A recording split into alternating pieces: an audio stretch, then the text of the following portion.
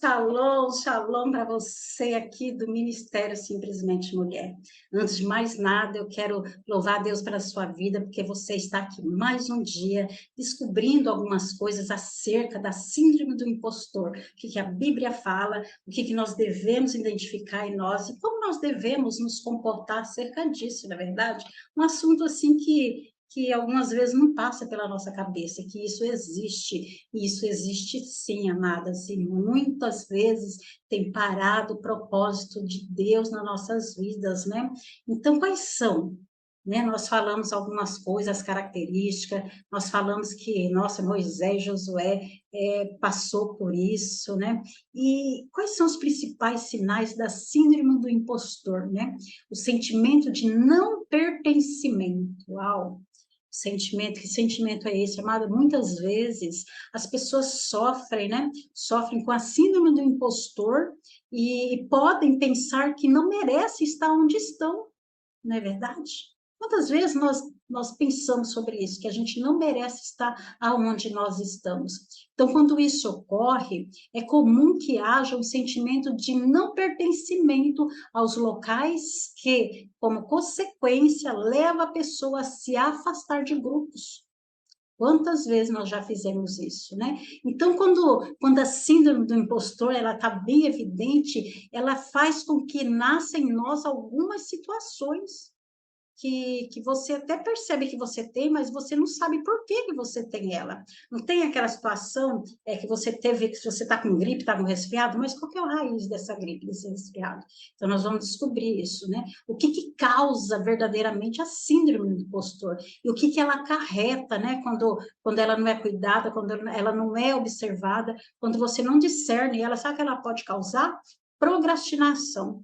Procrastinação, ele é tipo um braço dado com a síndrome do impostor. Porque quando você tem a síndrome do impostor, que você tem o sentimento de não pertencimento, que você acha que você não, que mesmo sendo capacitada para tudo, e você acha que você é uma fraude, vai fazer o quê? Vai parar os projetos. Então, a primeira coisa que acontece com a pessoa que tem essa síndrome é o que? A procrastinação. Então, outro sintoma presente na vida de quem sofre com esse problema, né, é isso, a procrastinação. Então, neste caso, no entanto, ela vem a partir de uma inseguranças dos indivíduos sobre as tarefas a executar, né? É preciso ter certeza sobre a origem da procrastinação para saber se ela está associada à síndrome ou não, né? Então, muitas vezes você percebe isso. Então, busca saber por que você está procrastinando tanto, né? Porque você está deixando de concluir tarefa com tanta frequência. Será que não é isso? Né? Então, você tem que fazer uma avaliação sobre isso, né? Porque está parando de fazer as coisas. E também tem outra coisa, o síndrome do impostor, ele traz para dentro da vida da pessoa a autossabotagem.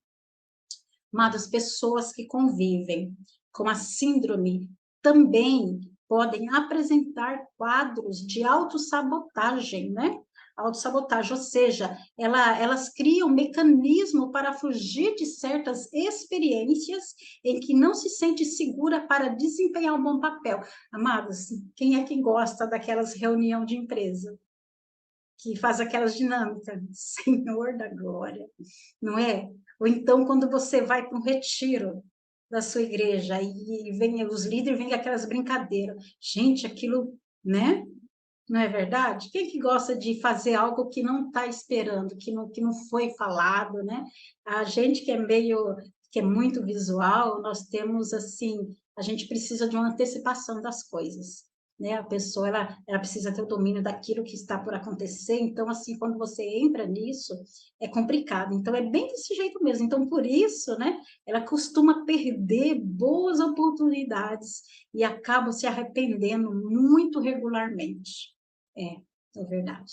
Ela deixou de participar de um grupo, de uma dinâmica gostosa, de um aprendizado novo, porque ela não consegue participar de algo que ainda não foi mostrado, né, para ela. Então, ela se auto-sabota nisso.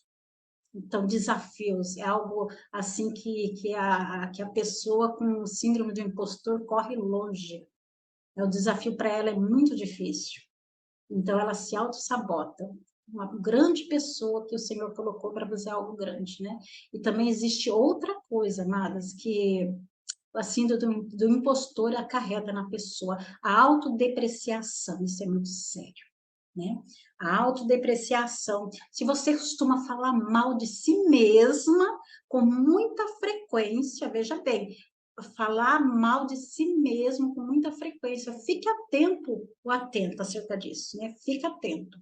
Isso também é um sinal importante, aliás, pessoas, né, com a síndrome tendem a gostar menos das suas qualidades, das suas características, tornando-se amarguradas, tóxicas consigo mesmo. Meu Deus, né? Quantas pessoas mudam a face inteira, o corpo inteiro, porque ela passa por isso, né? A autodepreciação, até mesmo para ficar mais bonita, ela se autodeprecia, né? Porque ela não está satisfeita com aquilo que ela tem. Então, devemos observar isso é muito sério, né? Então, se tornar uma pessoa amargurada, uma pessoa tóxica, vai afastar as pessoas de você. As pessoas que te amam, ela com o tempo não vai mais querer estar perto de você. Então, repense sobre isso. Amém? Outra coisa também que a síndrome do impostor traz é o quê? É a ingratidão. Amadas, por não aceitarem, como que isso acontece? Por não aceitarem que são boas em algo, as pessoas nessa condição acabam tendo muita dificuldade para aceitar que os outros, né, encontrem boas características nelas. Assim, acabam ressachando os elogios a contraponto de pessoas o tempo todo, então torna-se mais difícil, então, apreciar qualquer tipo de reconhecimento recebido. Qualquer tipo de conhecimento recebido.